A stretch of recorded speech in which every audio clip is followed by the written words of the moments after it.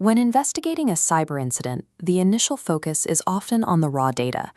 Analysts scour through thousands of server logs, hex codes, and hidden file directories to extract the digital traces left behind. Pulling that raw binary from a compromised server or a suspect's phone can feel like the finish line. But extracting digital evidence, while technically demanding, is only the midpoint of a real-world investigation. This diagram shows the standard digital forensic workflow. It relies on 4 established pillars: collecting the digital evidence, preserving its integrity, extracting the data, and analyzing the artifacts. But all of that analytical work feeds into a final, critical stage: reporting. A digital forensic report acts as the sole translation layer between complex binary evidence and human decision-makers. It turns raw, fragmented code into clear, factual information. This document is what ensures transparency, accountability, and reproducibility for the entire investigative process. Reproducibility is the ability of an independent examiner to follow the documented steps and reach the exact same analytical result. Without a proper report, mathematically sound forensic analysis loses its value. If technical findings cannot be clearly explained and verified by outside parties, they will be rejected by courts, regulatory agencies, or corporate management. To prevent this, investigators rely on a formalized 8-part forensic report structure. This specific framework creates a verifiable, tamper-proof chain of logic. We can see how this logic is constructed by examining a suspected data exfiltration case involving a specific document named examquestions.docx. Technical extraction proves a fact to the investigator. Structured reporting is required to prove that same fact to the rest of the world. The formal report begins with Section 1, Case Information. This anchors the investigation in time, place, and authority by logging exact dates, investigator names, and requesting agencies.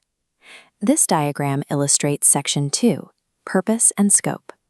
This section explicitly defines the boundaries of the investigation and the exact questions the investigator is authorized to answer. Defining these limits prevents scope creep. Scope creep occurs when an investigation expands beyond its original legal mandate.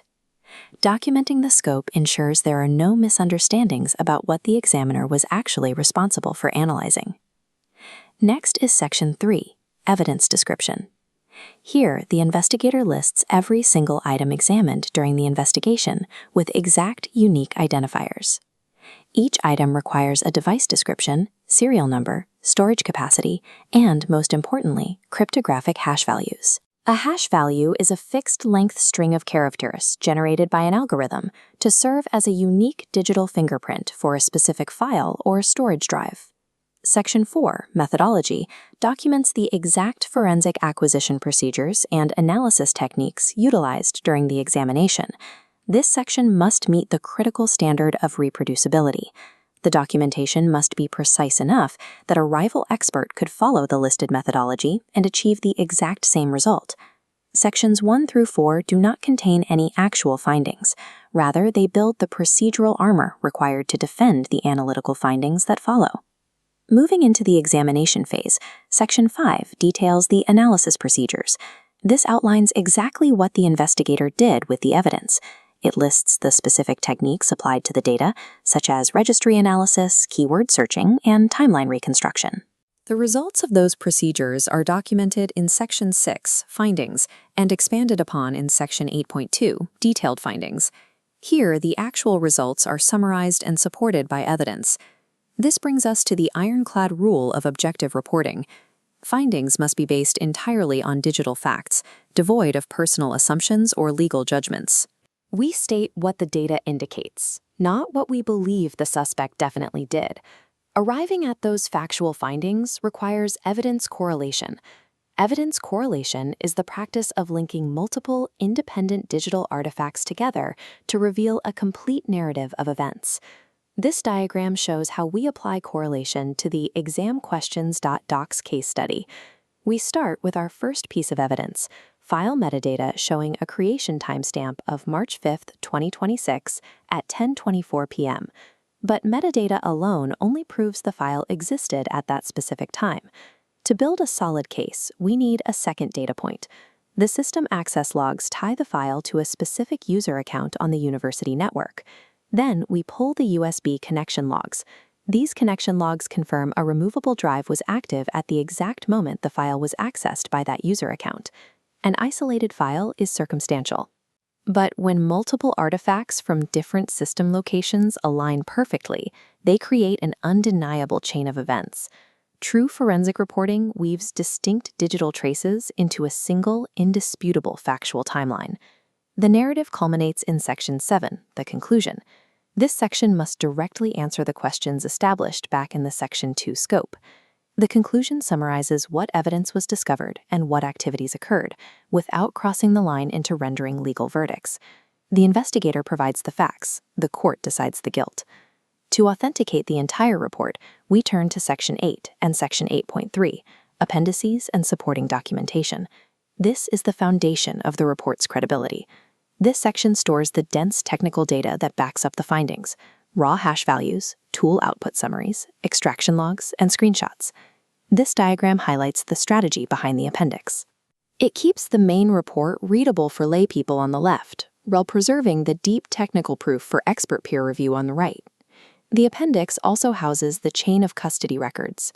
These specific logs are critical to prove that evidence integrity was maintained from the exact moment of seizure all the way through to analysis. A narrative report without an appendix is just a story. The supporting documentation is what transforms it into a reproducible scientific proof. Once the document is assembled, the focus shifts to the people reading it. Section 8.4 addresses the stakeholders. As this diagram illustrates, forensic reports are rarely written only for technical experts. Diverse audiences rely on the report, including judges, corporate management, human resources departments, and cybersecurity engineers. The core communication challenge is translating complex technical analysis into clear, simple language without losing factual accuracy. This requires eliminating unnecessary technical jargon when addressing non-technical stakeholders, ensuring that everyone involved can understand how the conclusions were reached. To aid this, investigators use visual presentation techniques like timelines and network graphs. These are highly effective tools for replacing dense text with clear chronological mapping. Delivering this information brings us to Section 8.5, Report Presentation and the Ethical Responsibility of the Investigator. There are absolute ethical prohibitions in digital forensics. Investigators must never exaggerate evidence, never hide analytical limitations, and never make unsupported assumptions. The ultimate crucible for a forensic report is courtroom testimony, where the examiner serves as an expert witness, explaining methods to a judge or jury. Under the pressure of cross-examination, it is the clarity, objectivity, and precise documentation of the report that defends the investigator's findings. In the end, a masterfully written forensic report represents the ultimate testament to an investigator's technical precision and professional integrity.